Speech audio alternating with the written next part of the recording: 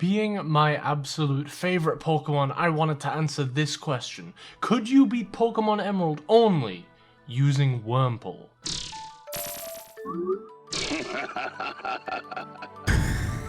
Well, a guy called Something Final managed to do it with Pokemon Sapphire back in 2014, so there's the answer to that question, right? These types of Pokemon challenges have been popping up all over YouTube in the last few months, and I think that it's a really fascinating trend, and most importantly, I think they play a part in answering the age-old questions surrounding the hotly contested difficulty within the Pokemon games. I genuinely think that these videos are super interesting, and I want to dissect both them and those aforementioned questions of Pokemon's difficulty in this video. I get that they're nothing new though. Solo runs of Pokemon games have existed since before I was even born, and Nuzlocke have become so varied and widespread to the point where the community has reinvented the wheel time and time again when it comes to that single player Pokemon experience.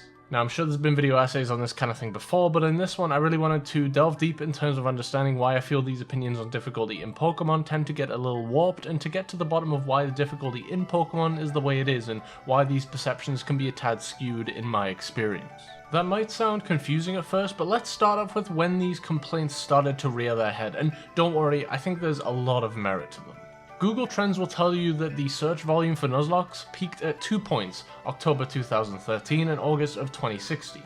The latter was about a month after Pokemon Go's launch led to world peace, as evidenced by, yeah, wow, but the former is actually where it was at its highest. Put that into perspective, October of 2013 had more interest in the term Nuzlocke than in August of 2016, where literally the entire world has its eyes on the Pokemon franchise following the release of the most successful game ever. Well, why does this matter? Well, in the same month of October 2013, Pokemon X and Y released worldwide, and now I think you all know where I'm going with this. Whilst it was well received across the board, lots of hardcore Pokemon fans denounced Generation 6, both back then and now, for many things, though the one that always seems to crawl to the top of the complaints is Kalos' lack of difficulty, and it's not one that I disagree with.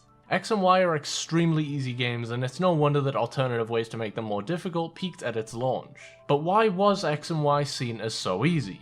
I'd imagine that the revamped experience share was probably the cause of concern here. In previous generations, it was a held item that could be given to another Pokemon to evenly split the experience points that they would gain without having to even be in a battle. But now it's been made into a key item and instead splits it more like this. As you can imagine, this leads to a colossal net bonus in experience across your whole team, and if the game is in balance with that in mind, it trivializes the level curve to the point where you end up outscaling much of what the game has to offer in terms of fights. Those fights having largely incomplete teams doesn't help either, and these design choices have bled further into Generation 7 and the Let's Go games, the latter of which got absolutely slaughtered for giving players the Kanto experience on training wheels. There was one exception to this criticism in recent Pokemon though, and it came in the form of Ultra Necrozma.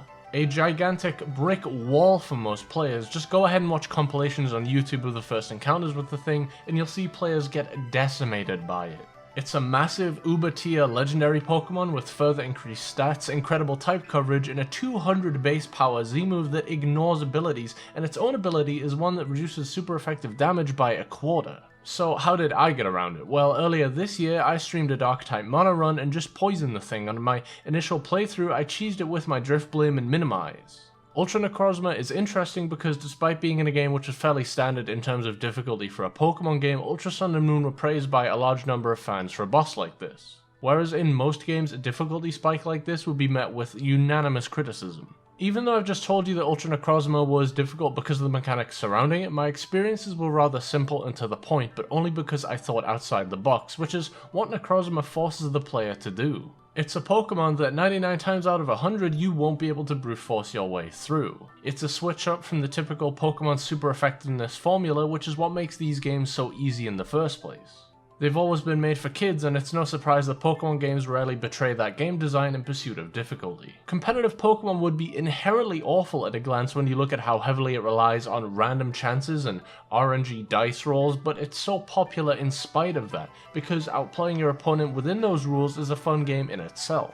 It's just that single-player Pokemon cannot abide by those rules, and when they do, it's in the form of the Battle Tree, Maison, Tower, or whatever they go with next. I'm sure we've taken all our in-game teams there when we finished the game and gotten absolutely trounced because the main story conditions us to play almost solely around the super effectiveness mechanic and the crutch of using items from the bag, and once you know how all that works as an adult, you'll find that these games were always pretty easy. Remember the bad teams and design that I mentioned earlier? Turns out that the older games had these issues too, and a lot of the other players either don't remember that on purpose or blaze past them on emulators using the speed up button. I have no issues with that, play however you want, but I think more awareness needs to be made about emulation and how even that has warped the viewpoint of difficulty within these games. I also play Pokemon games with speed up on all the time, but you can't deny how much playing the game at 16 times its original speed will naturally trivialize the difficulty. From things to grinding, or just noticing tiny little things like how the AI interacts with your Pokemon.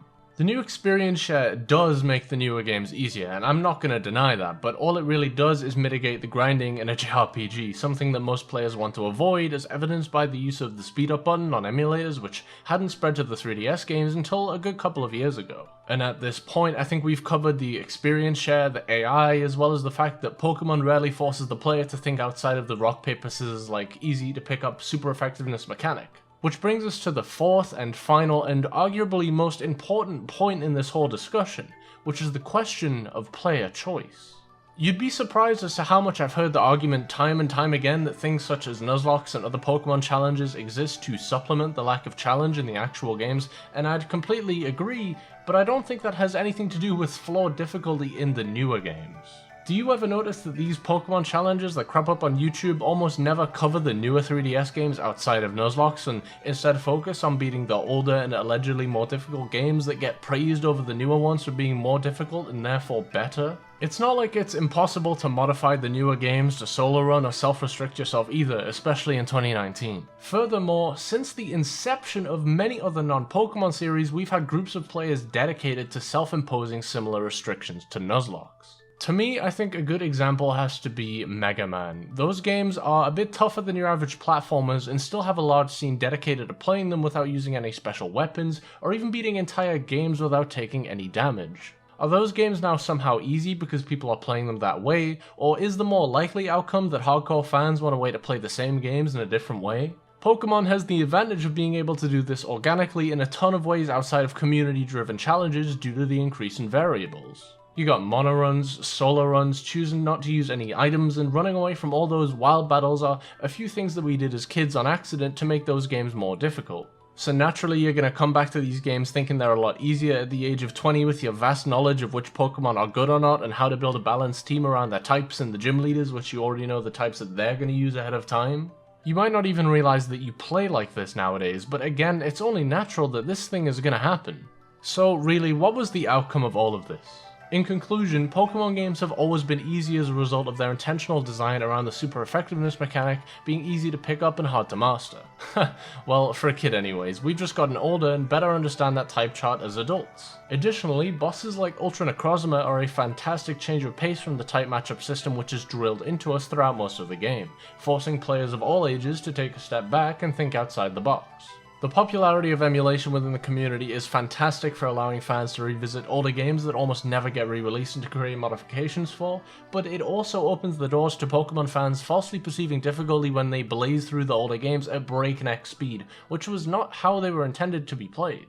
Newer Pokemon games do feel easier, but that aspect of player choice was not one invented by Nuzlocke and the community in spite of easier difficulty, but instead one that has already been organically brought into the series since its inception, thus leading to the idea of player choice. Few games have this luxury, and it's puzzling to me as to why Pokemon needs a difficulty system. Now, I'm not against that, and more ways to play are always good in my book, but acting as if Pokemon games need a binary way to improve difficulty kinda confuses me when you've been given the tools to restrict yourself since the beginning. Nuzlocke and other challenges are great fun, but they're fancy ways of saying that you're playing a Pokemon game in a specific way that the games have somewhat incentivized since the start. You can disable the experience share because Game Freak wanted to give you that option. If Pokemon games were really too easy, then they wouldn't give you that option full stop, and they'd have made all the new Pokemon absolute beasts to blow through the game with.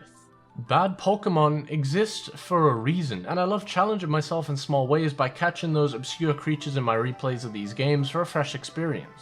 I think in order to improve on something they're already pretty good at, Game Freak needs to give us a couple of more Ultra Necrozma-like moments throughout the main game, provide us with maybe some more dungeons and caves within the region to up the stakes while traveling, and cut back on the hand-holdy dialogue that often appears at the start of the game. Like, we've all played Pokemon before, and if for some reason you haven't and you're still watching this video, just don't use Wurmple. Ever.